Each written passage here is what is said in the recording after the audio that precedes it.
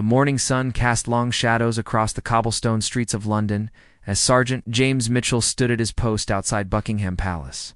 His red uniform was perfectly pressed, his bearskin hat positioned exactly as regulations demanded. For 3 years he had served as a Queen's Guard, and he took immense pride in his duty. The tourists snapped photos, children pointed and giggled, but James remained still as a statue. This was more than a job to him. It was an honor that his grandfather, a decorated soldier himself, had inspired him to pursue. James remembered the day his grandfather had taken him to see the changing of the guard when he was just 8 years old. The old man had pointed at the soldiers and said that they represented the best of Britain, men and women who stood for something greater than themselves. Those words had stayed with James throughout his life, through school, through his decision to join the military, and through every challenging moment of his training. Now, standing in that same spot where he had once watched in awe as a child, he felt the weight of that legacy on his shoulders. That particular Tuesday started like any other. The morning briefing had been routine, the weather was mild, and the crowds were manageable. James had drawn the 10 a.m. to 2 p.m. shift at the main gate. He watched as families posed for pictures, keeping his expression neutral, even when a small boy saluted him with earnest respect. Inside his chest, his heart swelled with pride, though his face revealed nothing. His mind wandered briefly to his daughter's upcoming birthday. She was turning 7, and he had promised to be there for her party on Saturday. His wife Sarah had been planning it for weeks, and little Emma was excited beyond measure. She had asked him to wear his uniform to the party. Wanting to show all her friends that her daddy was a real soldier, the morning passed peacefully enough. A group of Japanese tourists asked their guide questions about the guards, and James could hear the admiration in their voices, even though he did not understand their language. An elderly couple stopped to watch, and the woman commented to her husband about how handsome the guards looked. A street performer played violin nearby, the music drifting across the courtyard. These were the normal rhythms of his duty, the background noise of a typical shift. James had learned to be aware of everything while appearing to notice nothing, a skill that took months to develop properly. Around noon, something unusual caught James's attention. A man in his mid-30s, wearing an expensive suit and designer sunglasses, approached the gate with an entitled swagger. He pulled out his phone and began taking pictures, which was normal enough. But then he stepped over the boundary line, the clearly marked area where tourists were not permitted. James moved forward slightly, his voice firm but polite. He asked the man to step back behind the line. The man ignored him completely, acting as though James had not spoken at all. This happened occasionally, usually with people who were too absorbed in their phones to pay attention, and a second warning typically resolved the issue. James repeated his request, louder this time. The man finally looked at him, and a smirk spread across his face. He told James that he could stand wherever he wanted, that these rules did not apply to him. His accent suggested wealth and privilege, and his attitude confirmed it. James felt his jaw tighten, but he maintained his composure. He explained that the boundary existed for security reasons and that everyone, without exception, needed to respect it. The man laughed, actually laughed, and took another step forward. Now just inches from James, he said something insulting about the guards being nothing more than tourist attractions. Trained monkeys in funny hats. The words stung more than James wanted to admit. He had heard similar comments before, usually from people who had no understanding of what the role actually entailed. They saw the uniform in the ceremony and assumed it was all for show. They did not know about the rigorous selection process, the months of training, the physical and mental demands of standing perfectly still for hours regardless of weather conditions. They did not know that every guard was a fully trained soldier, capable of responding to any threat. They did not know that beneath the ceremonial appearance lay real warriors who had often served in combat zones. The crowd had begun to gather now. Phones raised, recording every moment. James could feel dozens of eyes on him. His training kicked in, and he reached for his radio to call for assistance. But before he could speak into it, the man shoved him. It was not a hard shove, but it was deliberate, meant to provoke. James stumbled back slightly, and in that moment, his instincts as a soldier overrode everything else. He grabbed the man's arm, spun him around, and within seconds had him restrained. The man shouted and struggled, claiming he was being assaulted, that this was outrageous, that James would lose his job for this. James held firm, his training guiding his actions. He had restrained the man without using excessive force, applying just enough pressure to secure him without causing injury. Other guards were already moving toward the scene, responding to the commotion. James called out to them, explaining what had happened, but the man was shouting louder, drowning out his words. The tourists were recording everything, some shouting encouragement to James, others looking confused about what they were witnessing. The situation had escalated from a simple boundary violation to something much more serious in a matter of seconds. The man continued to struggle and shout, his face red with anger and indignation. He demanded that James release him immediately, threatening legal action and promising that this soldier would regret ever touching him. James maintained his grip, waiting for backup to arrive. He could see other guards approaching, along with palace security personnel. His heart was pounding, but his hands remained steady. He had done nothing wrong. The man had crossed a security boundary, refused multiple warnings, and then physically assaulted him. Any guard in his position would have responded exactly the same way. Yet even as he held the struggling man, James felt a growing sense of unease, feeling that this situation was about to become much worse than a simple incident report. 2 police officers arrived within minutes, responding to the commotion. They assessed the situation quickly, and despite James trying to explain what had happened, they made a decision that would change everything. The man claimed he had simply been taking pictures when the guard attacked him without provocation. He showed them his identification, and James saw the officers' expressions change. They exchanged glances, and one of them approached James with handcuffs. James could not believe what was happening. He asked them to check the security cameras, to talk to the witnesses, but the senior officer told him to turn around and place his hands behind his back. James tried to remain calm, tried to explain again that he was the one who had been assaulted, that he had only responded according to protocol, but the officers were not listening. One of them was already on his radio, calling for additional support. The other kept his hand near his belt, watching James carefully, as if he were a dangerous criminal. The man in the suit had straightened up now, adjusting his tie and speaking to the officers in a low, confident tone. James could see him pointing at his own arm, presumably claiming injury. Though James knew he had been careful not to hurt him during the restraint, the cold metal of the handcuffs clicked around James's wrists, and he felt a wave of humiliation wash over him. The crowd gasped and murmured. Some people shouted that this was wrong, that the guard had been defending himself. But their voices seemed distant and muffled. James's mind raced with thoughts of his family, his career, his reputation. Everything he had worked for seemed to be crumbling in an instant. The man in the suit straightened his jacket, his smirk returning as he watched James being led away. He made a phone call, speaking loudly enough for everyone to hear about his lawyer and how he would ensure this soldier faced serious consequences. A woman in the crowd stepped forward, trying to tell the officers that she had recorded the whole incident on her phone, that it clearly showed the man provoking the guard. The senior officer took her contact information, but showed little interest in viewing the footage. James felt a surge of frustration. Why were they not investigating properly? Why had they immediately believed the man in the expensive suit over a uniformed soldier? But he knew the answer. The man's identification had revealed something that gave him instant credibility in the officer's eyes. Some position or connection that made them cautious about how they handled him. James was escorted to a nearby police station, still in his ceremonial uniform. The journey felt surreal, like a nightmare from which he could not wake. Other guards watched in shock as he passed by.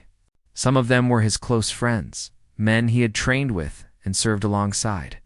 He could see the confusion and concern in their eyes, but there was nothing they could do. At the station, James was processed like a common criminal. His personal belongings were taken, his fingerprints were recorded, and he was placed in a holding cell. The irony was not lost on him that he had spent years protecting others. Now he was behind bars. The holding cell was small and bare, with concrete walls that seemed to close in on him. A metal bench ran along one side, and a toilet sat in the corner with no privacy. The fluorescent lights hummed overhead, harsh and unforgiving. James sat down slowly, his ceremonial uniform feeling increasingly absurd in this setting. He thought about taking off the bearskin hat, but decided against it, clinging to some shred of dignity even in this degrading situation. Through the small window in the door, he could see officers moving about, going about their normal duties, while his entire world fell apart. Hours passed slowly. James sat on the cold bench in the cell, his mind replaying the incident over and over. He wondered if he had overreacted, if there was something different he could have done. But deep down, he knew he had followed protocol. The man had crossed a security boundary and had become physically aggressive. Any soldier in his position would have responded the same way. Yet here he was, treated as if he were the aggressor. He thought about Sarah and Emma, about how he would explain this to them. The shame and anger mixed together in his chest, making it hard to breathe properly. He imagined Sarah receiving a phone call, being told that her husband had been arrested. She would be confused at first, then frightened. She would want to come to the station, but who would watch Emma? Would she have to tell their daughter that Daddy was in jail? The thought made James feel physically ill. Emma was so proud of him, so excited to tell her friends about her father, the Royal Guard. What would she think now?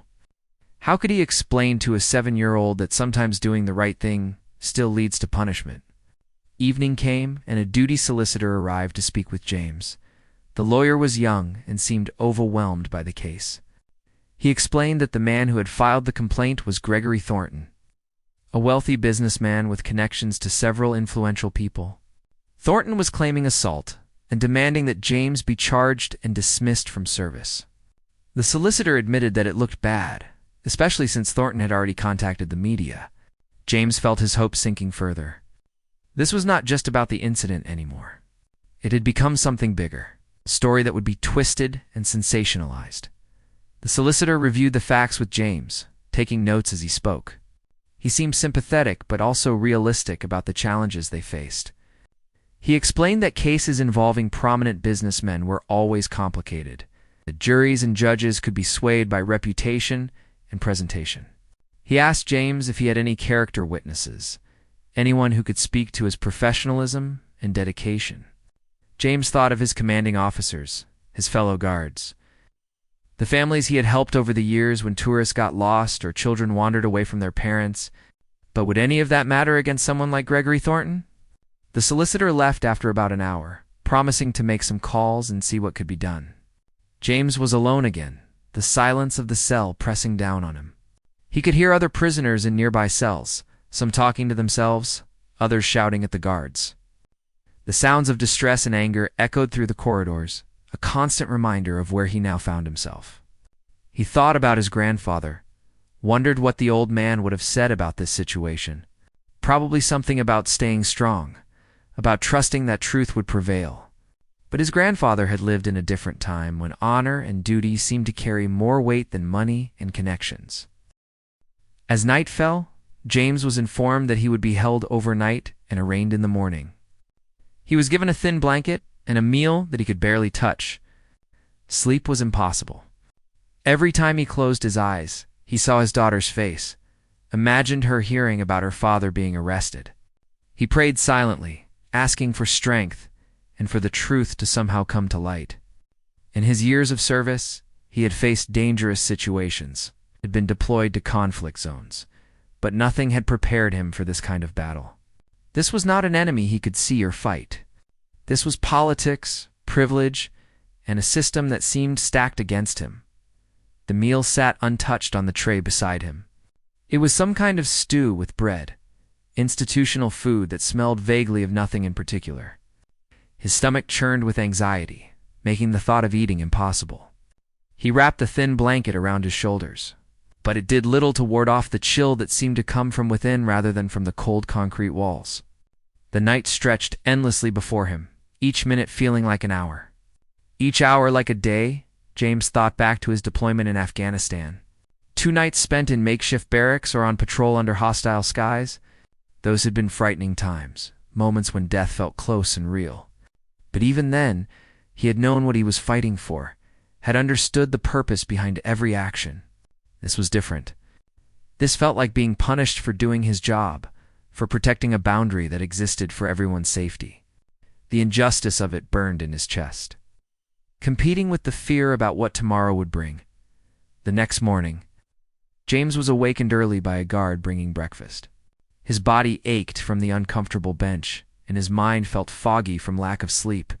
He was told to prepare himself as he would be transported to court soon.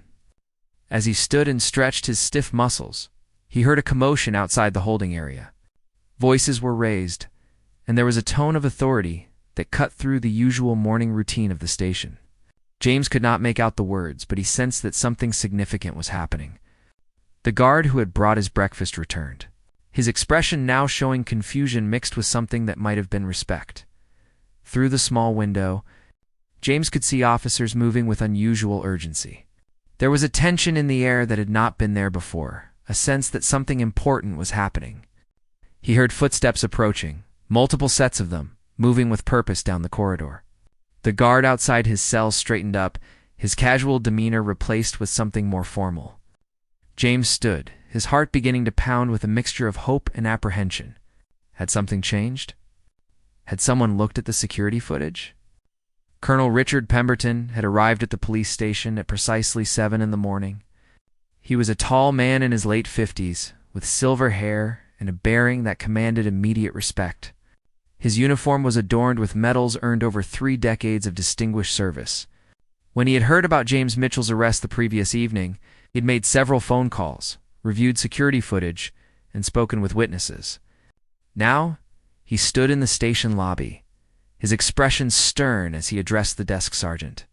He demanded to see the officer in charge immediately, and his tone made it clear that this was not a request. The colonel had been at a dinner function when he received the call about James, one of the palace security supervisors. A man who had served under Pemberton years ago had contacted him personally to inform him of the situation. Pemberton had excused himself from the table, made his way to his car, and spent the next 3 hours gathering information. He had called in favors, accessed security systems, and tracked down witnesses who had been at the scene. By the time he walked into that police station, he had a complete picture of what had actually happened. Backed by evidence that could not be disputed, the station inspector, a man named Davies, came down to meet the colonel. Inspector Davies had been briefed about the case and was prepared to explain the situation. But Colonel Pemberton did not give him much chance to speak. The colonel presented him with a tablet showing security footage from multiple angles around the palace gates. The videos clearly showed Gregory Thornton deliberately crossing the security boundary, ignoring multiple warnings, making insulting comments, and then physically shoving Sergeant Mitchell. The footage also captured audio, including Thornton's threats and his boasting phone call afterward about using his connections to destroy the guard's career. Inspector Davies watched the footage, his face growing increasingly uncomfortable. Each angle showed the same story, leaving no room for doubt or interpretation. Thornton had been the aggressor in every sense.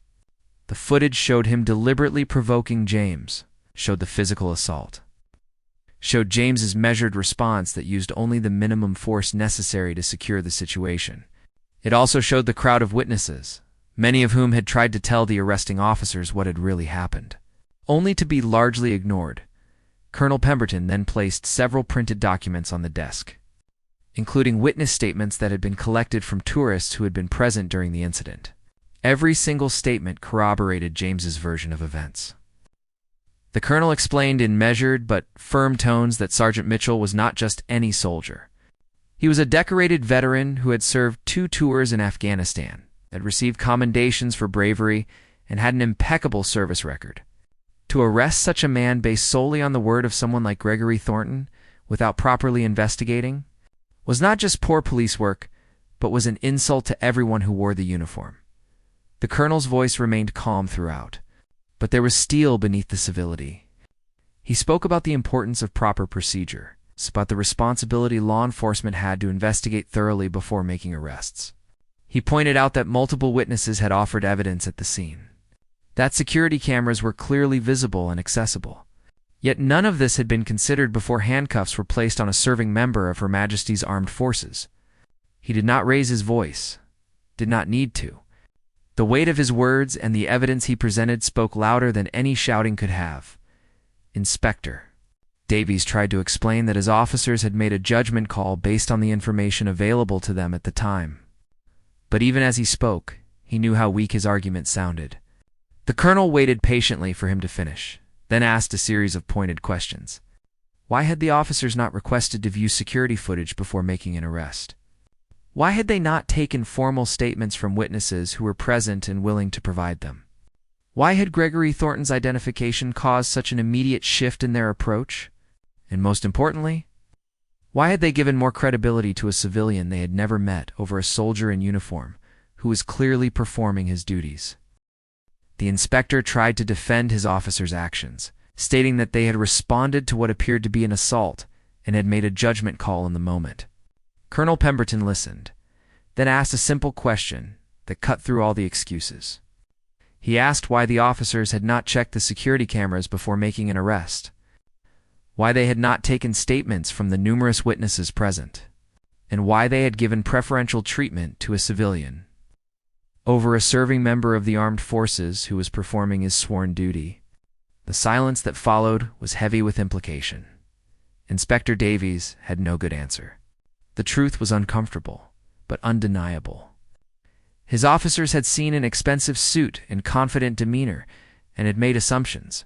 They had seen Gregory Thornton's business card, noted his address in one of London's most exclusive neighborhoods, and had treated him as credible by default. Meanwhile, they had viewed James as simply a ceremonial guard, not understanding that beneath that uniform was a trained soldier with years of combat experience and an exemplary record. The bias had been subtle, but decisive, and now it was laid bare for everyone to see. The colonel waited, letting the silence stretch out. Other officers in the station had stopped what they were doing, sensing the gravity of the situation. Some of them looked ashamed, understanding that one of their own had failed in a fundamental duty. Others looked defensive, perhaps seeing their own prejudices reflected in the mistake.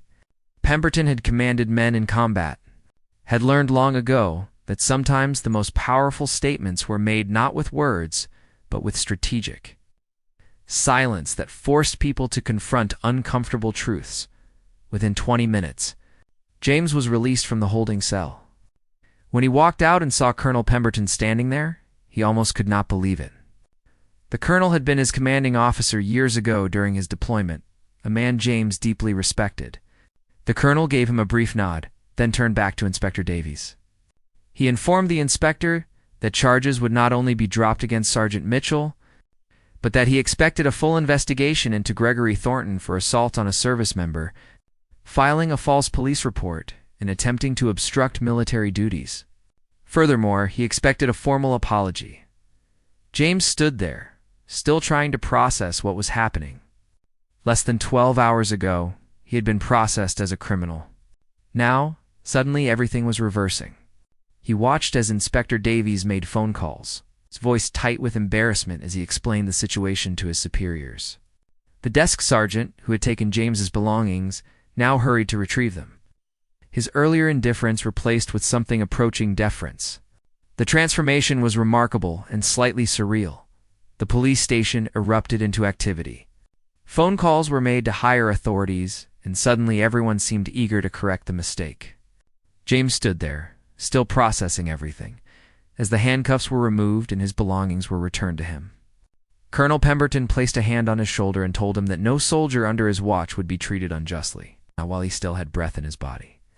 The colonel had already contacted the palace security, the Ministry of Defense, and even reached out to a member of Parliament who sat on the Defense Committee.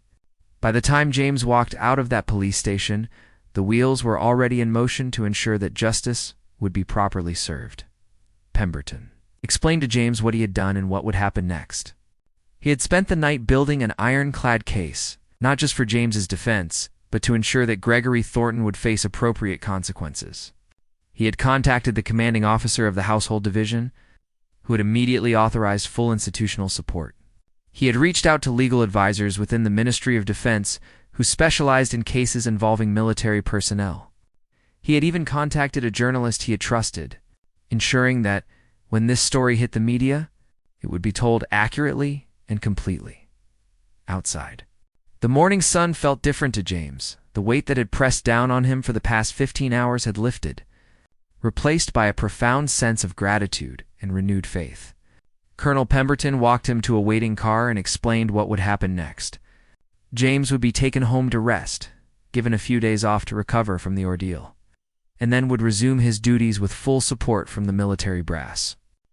As for Gregory Thornton, he was about to discover that connections and money could not protect him from the consequences of assaulting a soldier and attempting to pervert the course of justice. The drive to James's home was quiet. The colonel sat beside him in the back seat, occasionally asking how he was holding up. James found it difficult to put his feelings into words. Relief, certainly, but also a lingering sense of shock at how quickly his life had nearly been destroyed. Pemberton seemed to understand without needing explanation. He told James about other cases he had seen over the years. Instances where good soldiers had been failed by systems that should have protected them. He spoke about the importance of never giving up, of trusting that eventually truth and justice would prevail. Even when it seemed impossible, the story spread quickly through military and police channels. By afternoon, it had reached the media. But this time the narrative was very different from what Gregory Thornton had intended. The security footage was released to news outlets, showing exactly what had transpired. Public opinion shifted dramatically. People were outraged that a decorated soldier had been arrested while the actual aggressor had walked free. Social media exploded with support for James and condemnation for Thornton.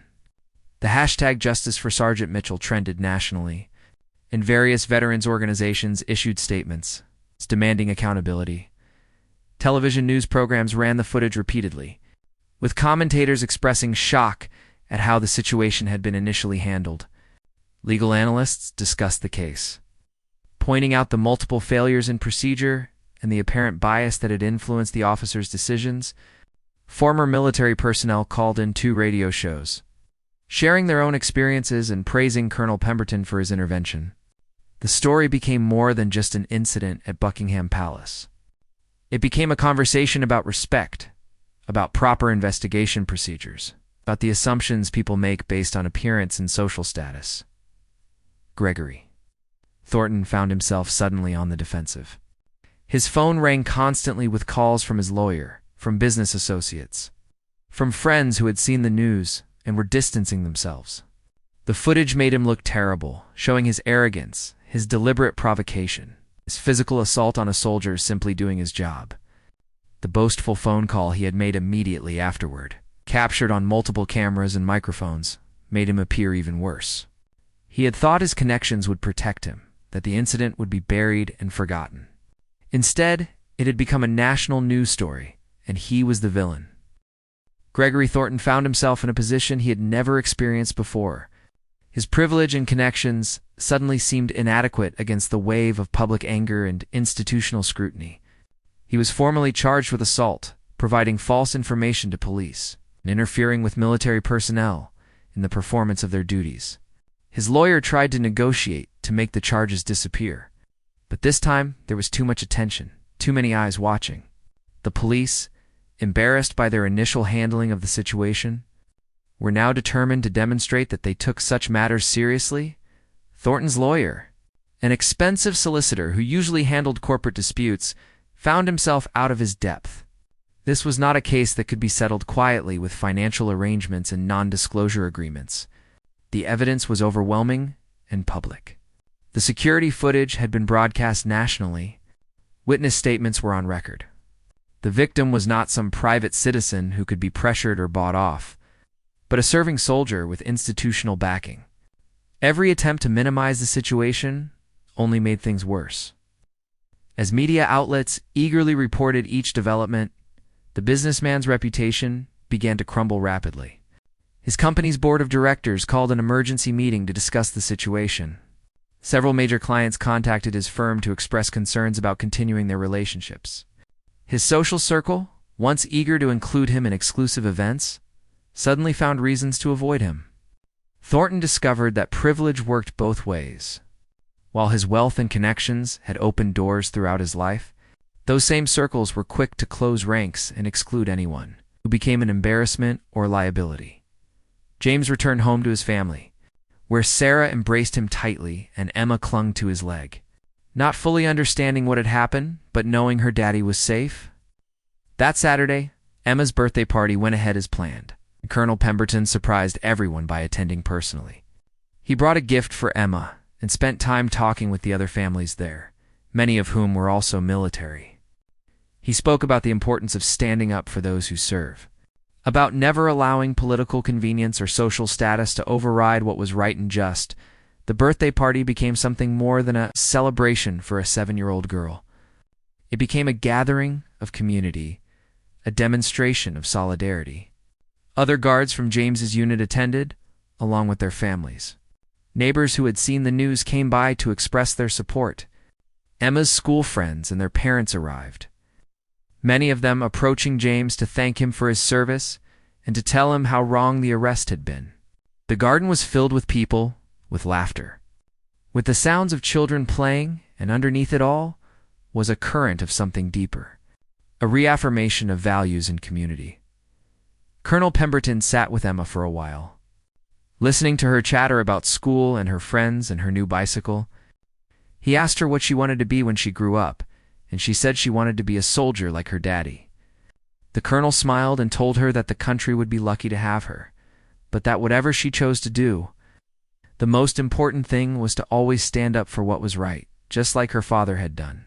Emma nodded seriously, not fully understanding the weight of recent events, but sensing that her father had done something important and brave. In the following weeks, James was commended for his professionalism and restraint during the incident. A formal inquiry concluded that he had acted entirely appropriately, and that the initial arrest had been a serious error in judgment. The 2 officers who had arrested him received additional training, were formally reprimanded for failing to properly investigate before making an arrest. Inspector Davies issued a public apology to James and to the military community, acknowledging that the police had failed in their duty to properly assess the situation. The inquiry was thorough and unflinching in its conclusions. It examined every aspect of the incident, from the moment Thornton crossed the boundary line to James's eventual release from custody. It reviewed police procedures, identified multiple points where proper protocol had not been followed, and made recommendations for improvements. The report noted that the arresting officers had allowed themselves to be influenced by superficial indicators of status and credibility. Rather than focusing on evidence and proper investigative procedures, Gregory Thornton was eventually convicted on reduced charges after accepting a plea agreement. He was fined heavily, ordered to perform community service, and had to issue a public apology. More significantly, his reputation was permanently damaged. Business partners distanced themselves, and his social standing took a massive hit. He learned too late that respect cannot be bought, and that belittling those who serve their country comes with real consequences. The incident became a cautionary tale, discussed in police training, about the importance of thorough investigation, and about not allowing a person's appearance or claimed status to influence professional judgment. The community service. A portion of Thornton's sentence was particularly fitting. He was assigned to work with a veterans charity, helping to organize events and fundraisers for former military personnel. The irony was not lost on anyone involved. The man who had insulted and assaulted a soldier was now required to spend his time supporting those who had served. Initially, Thornton approached the work with barely concealed resentment, viewing it as a humiliating punishment. But over time, as he heard the stories of the veterans he met, some of his attitude began to shift. The case drew attention from various quarters. Military advocacy groups used it as an example of why proper procedures must always be followed when dealing with service members. Legal experts discussed it in seminars about the dangers of making assumptions based on social class or perceived authority. News programs featured interviews with witnesses who had been there that day, all of them expressing relief that the truth had finally come out. James received letters from people across the country, thanking him for his service and expressing admiration for how he had handled such a difficult situation with dignity. One letter in particular moved James deeply. It came from a veteran who had served in the Falklands War, now an elderly man living in Scotland. He wrote about his own experiences with injustice during his service, about times when he had felt abandoned by the very systems that should have protected him. He expressed hope that James's case and its eventual resolution represented a positive change in how military personnel were treated. He thanked Colonel Pemberton by name, calling him a credit to his uniform and to the values the military claimed to represent. The incident also sparked broader conversations about accountability and privilege. Opinion pieces appeared in newspapers discussing how wealth and connections could influence the justice system, and whether enough was being done to ensure equal treatment under the law. Some commentators used James's case as an example of the problem, while others pointed to Colonel Pemberton's intervention in the eventual outcome as proof that the system could work when people with integrity stood up for what was right. The debates were passionate and sometimes heated, but they were happening, and that in itself represented progress.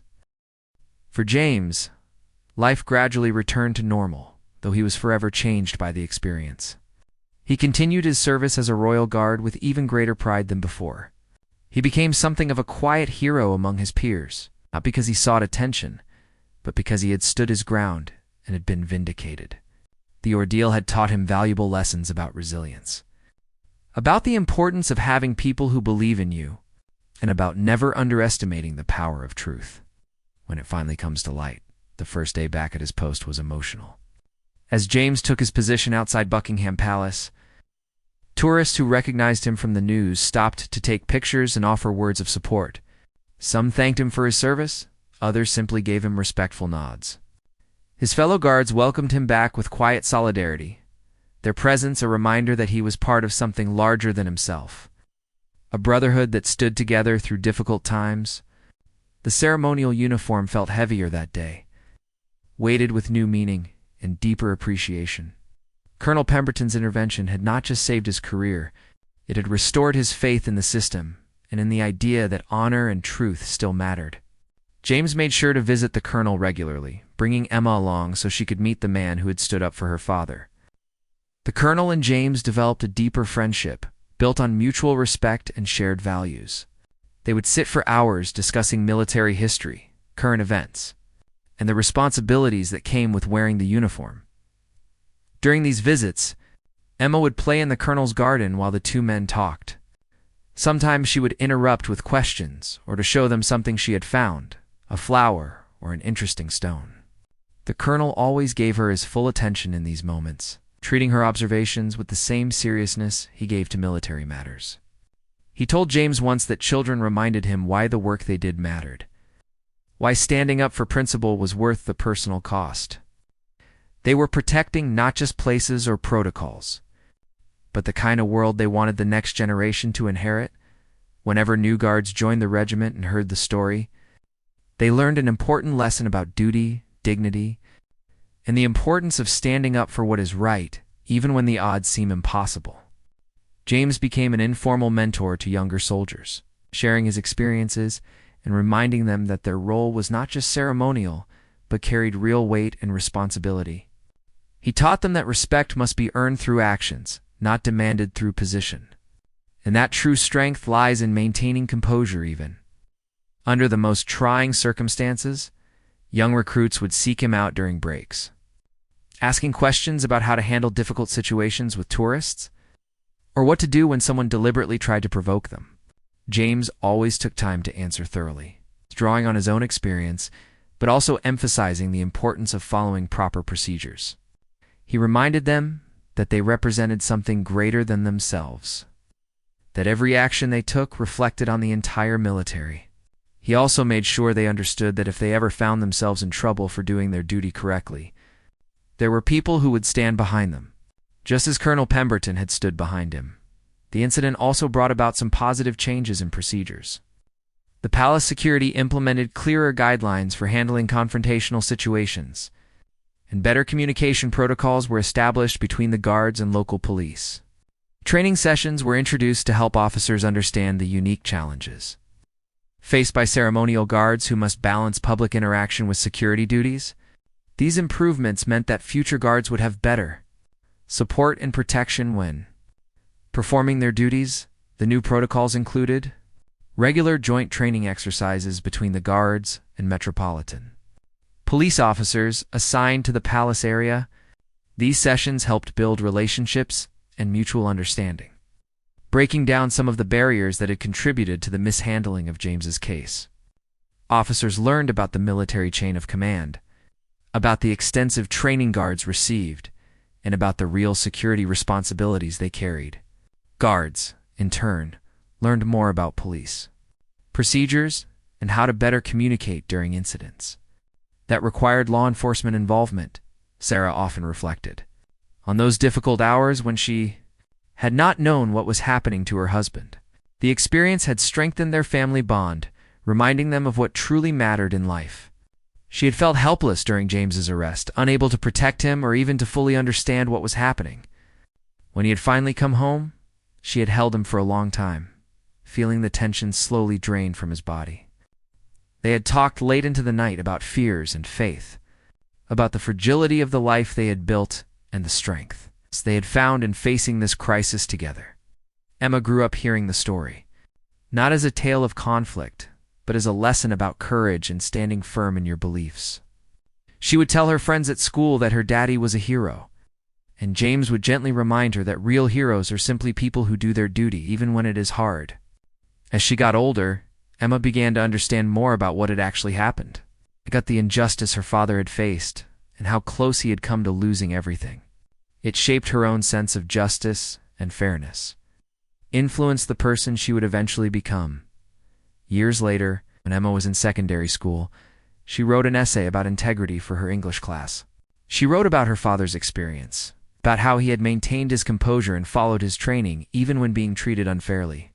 She wrote about Colonel Pemberton's intervention, about how one person with courage and authority could change the course of events. Her teacher was so impressed that she asked Emma to read the essay to the entire school during an assembly. James attended that assembly, sitting in the back row, his heart swelling with pride as his daughter spoke confidently about values and principles to hundreds of students. The relationship between James and Colonel Pemberton continued to deepen over the years. The colonel became like family, attending holiday gatherings and celebrating milestones with them. When Pemberton eventually retired from active service, James was there at the ceremony, standing at attention as the colonel's distinguished career was formally recognized. In his retirement speech, Pemberton mentioned the Mitchell case, not by name but by principle, talking about how the greatest privilege of command was standing up for those who served with honor and dedication. James would look back on that Tuesday morning as a turning point in his life. It had tested him in ways he never expected, pushed him to his limits, and ultimately proved that integrity and honor still had value in a world that sometimes seemed to have lost sight of such principles. The support he received from Colonel Pemberton, from his fellow soldiers, and from the public had shown him that good people still outnumbered those who would abuse their power or privilege. He carried that knowledge with him every day as he stood at his post, a silent guardian representing something far greater than himself, symbol of duty, honor, and unwavering commitment to serving others. The incident had also taught James about the power of institutional support and the importance of documentation. He became an advocate within the regiment for ensuring that all incidents were properly recorded and reported, that security footage was preserved, and that witnesses were always interviewed. He worked with palace security to develop better systems for protecting guards who found themselves in confrontational situations. His efforts helped create a safer, more supportive environment for everyone who wore the uniform. On the 10th anniversary of the incident, a small ceremony was held at the regiment's headquarters. It was not about celebrating the conflict, but about recognizing the lessons learned and the improvements made. James was asked to speak, and he talked about resilience, about faith in the system, even when it fails, and about the importance of having leaders who will fight for what is right. Colonel Pemberton attended, now well into retirement, but still carrying himself with the same dignity and authority that had changed James's life a decade earlier. Gregory Thornton, meanwhile, had undergone his own transformation. Though it came too late to undo the damage to his reputation, his required community service with the veterans, charity had gradually opened his eyes to perspectives he had never considered before. He heard stories from men and women who had sacrificed much in service to their country, who carried physical and emotional scars from their experiences. Slowly, reluctantly at first, he began to understand what his actions had really meant. how his casual arrogance and sense of entitlement had attempted to destroy a good man's life. Years after the incident, Thornton requested a private meeting with James. It was arranged through the Veterans Charity. With no media present and no public announcement, they met in a quiet cafe, two men whose lives had been forever connected by one terrible moment. Thornton apologized, sincerely this time, not the forced public statement his lawyer had crafted, but genuine words of regret. He acknowledged what he had done, admitted that he had been wrong in every possible way, and thanked James for the unintended lesson his case had taught. James accepted the apology not because he had forgotten what had happened, but because he understood that holding on to anger would only hurt himself. James continued his service as a Royal Guard until he reached the mandatory retirement age. On his last day, as he stood at his post for the final time, he thought about his grandfather. About that day so many years ago when he had first seen the Guards and decided what he wanted to become. He thought about the pride and the challenges. It's about the incident that had nearly destroyed him and the people who had helped him survive it. He thought about Emma, now a young woman considering her own military career, carrying forward the values he and Sarah had worked so hard to instill in her. As James removed his uniform for the last time, he felt not sadness, but profound gratitude.